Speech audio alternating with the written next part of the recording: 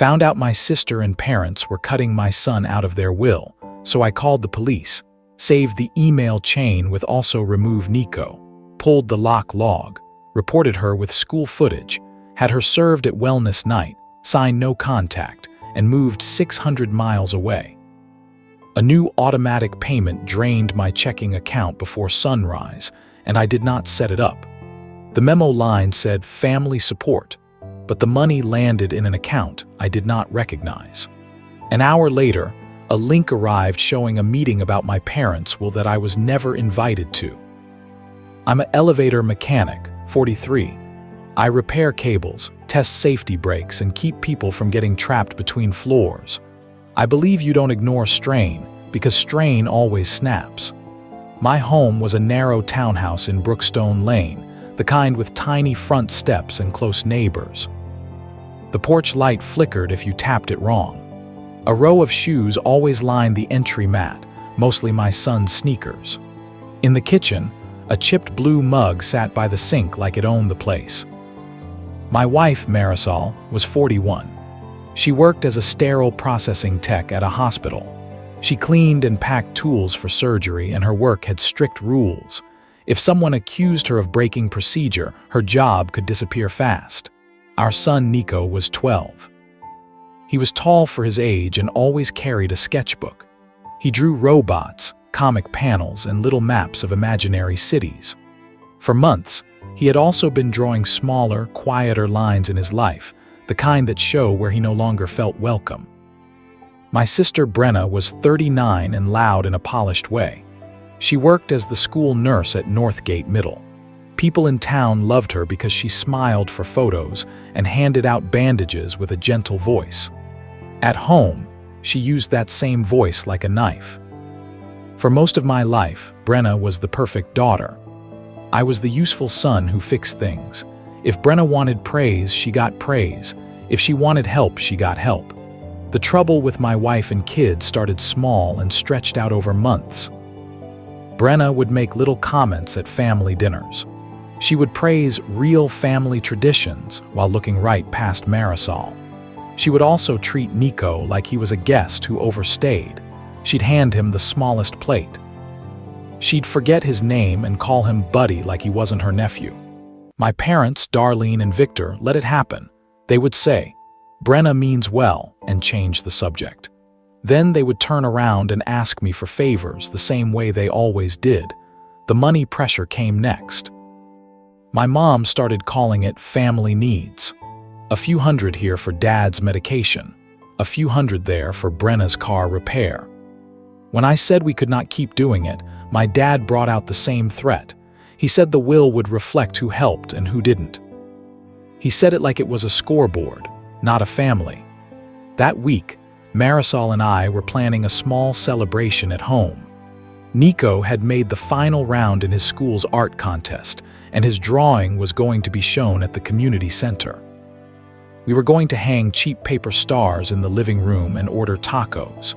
It wasn't fancy, but it was ours. I was at a hospital parking garage doing an emergency elevator check when my phone buzzed. The garage smelled like gasoline and wet concrete. The elevator doors kept opening and closing behind me with a tired groan. An unknown message came in with a video link. I clicked it because I thought it might be related to my job call. The clip loaded fast. It showed a conference room with beige walls and a metal water pitcher. My parents were there, sitting stiff in folding chairs. Brenna sat beside them, smiling like she was hosting the meeting. A man in a suit slid a folder across the table. I could see the top page for 1 second. It said, "Estate Plan Update" in bold letters, and my son's name was listed under a section called Exclude. The video ended right as Brenna leaned in and tapped the page with her finger, like she was pointing out a problem to fix. My stomach dropped so hard I had to grab the elevator rail to stay steady. I knew that room too, because it was in the back of the community center where my parents held fundraisers. I drove home with my hands tight on the wheel. Marisol took one look at my face and stopped arranging the paper stars. Nico was at the table drawing, his pencil moving in small, sharp strokes. I didn't want to pull him into adult ugliness, but he had been watching it for months. He looked up at me and read the air like he always did. Then he said, quiet and simple, "Dad, why do we keep going if Aunt Brenna acts like we don't belong with you?" That line hit harder than the video. Not because it was loud, but because it was true. Nico wasn't confused anymore, he was tired. That night, I didn't call my parents to scream. I didn't post anything. I sat with Marisol after Nico went to bed and said we needed facts, not guesses. At 11:30 p.m., I called a lawyer my coworker recommended. Her name was Judith Kramer, 68, and her voice sounded like she had seen every family lie and survived it. She listened without interrupting while I explained the will meeting and the money pressure. Then she asked one question. "Do you have proof of what she's doing or just how she makes you feel?" I told her about the video and the strange payment that left my account. Judith said, "Meet me tonight. 20 minutes. All-night diner by the bus depot." I drove there with the roads mostly empty and my mind too loud. The diner windows were fogged and the coffee tasted burnt, but Judith was calm. She watched the video twice and wrote notes like she was building a map. "We're going to collect receipts," she said. "Money, location, and messages. Then we stop access and go official." Within 2 days, I found the first trail. Brenna had posted a smiling photo on social media outside the community center, tagging a local estate planner's name in the caption. She called it Adulting Day with a little heart emoji. I didn't comment. I took a screenshot. Then I checked my bank. That family support payment happened again, scheduled monthly. The destination account name was B. Hallbrook, Brenna's married name from years ago, even though she was divorced now. I called the bank and asked how the transfer was set up. The banker told me it was created through phone verification, and the phone number on file was not mine. It was my parents' landline, money proof. Next, I pulled the location proof. Our townhouse had a smart lock that logged entry codes. I checked the history and felt my throat tighten. Brenna's old code had been used 3 times in the last month, all on weekdays while Marisol was at the hospital and Nico was at school. The log showed she stayed inside for about 20 minutes each time. We also had a door camera. I scrolled back through the dates and found her.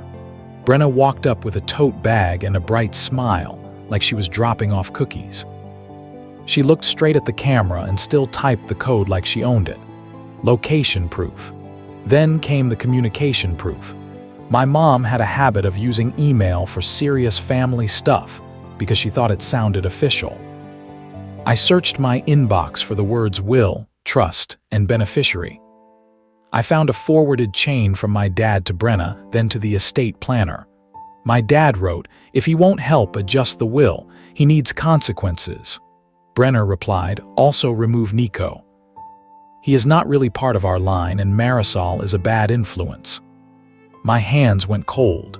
Not because I didn't know she felt that way, because she put it in writing like she was filing a report, communication proof. Judith brought in a specialist on day 3, a forensic accountant named Hideo Park. He didn't talk much. He just traced lines until they connected.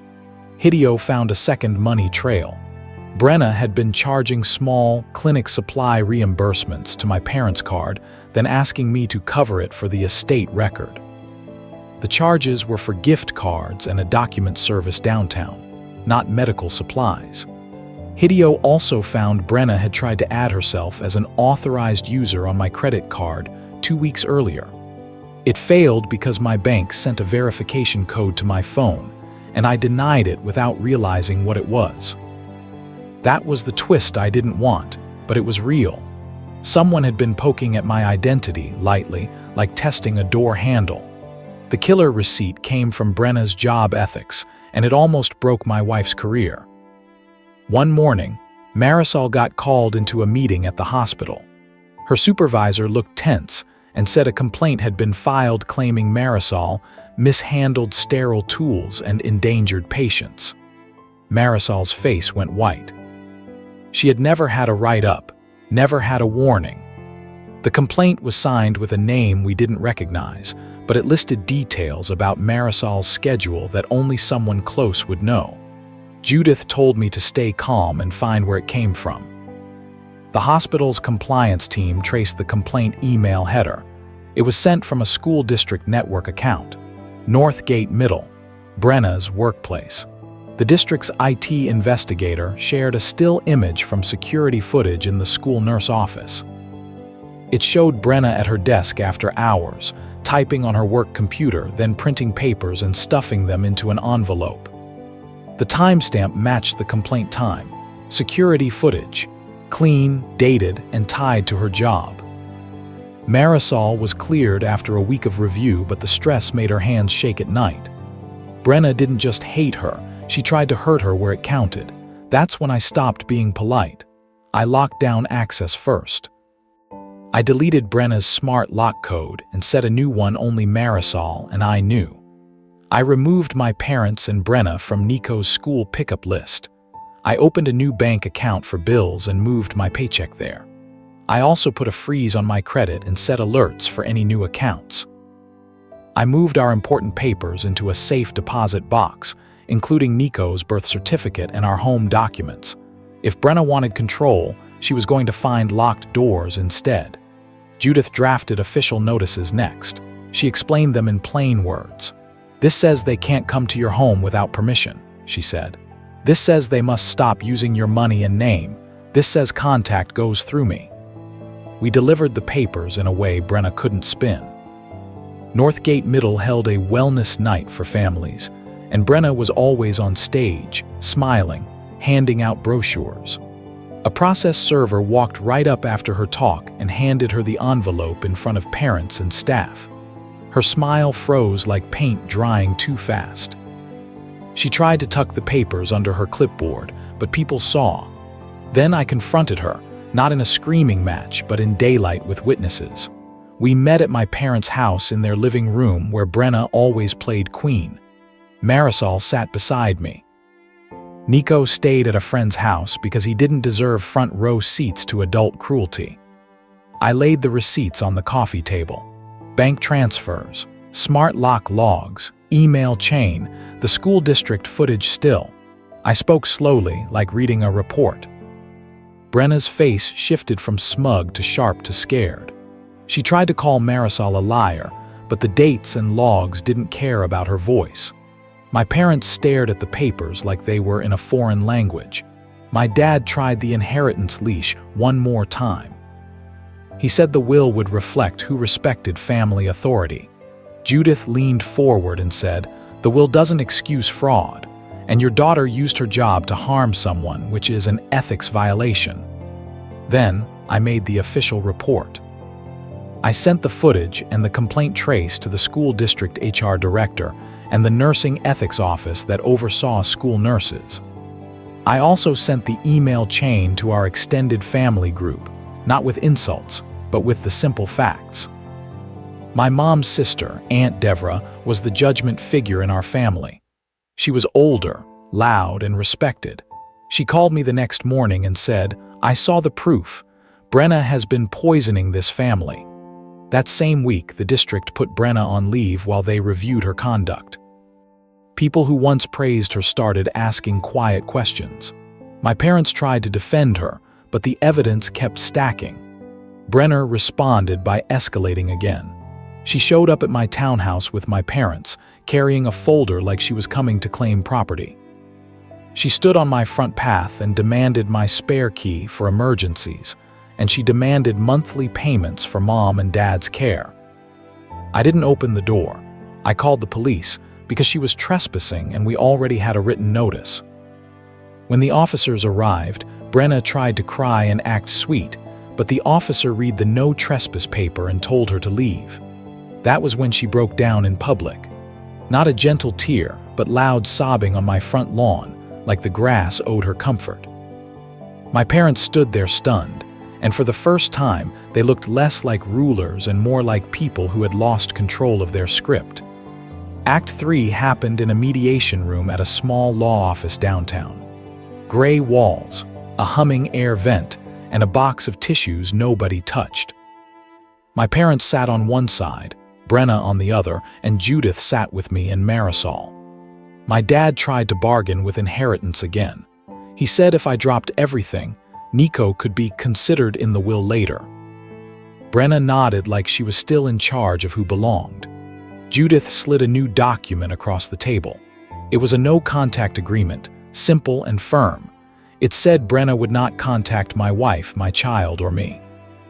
It said my parents would not use inheritance promises or threats to pressure us, and all contact would go through lawyers if needed. Then Judith placed another paper in front of me. It said I refused any inheritance leverage from my parents, now and forever.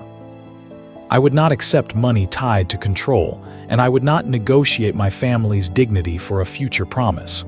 My dad's face tightened. My mom whispered, "But you'll regret it."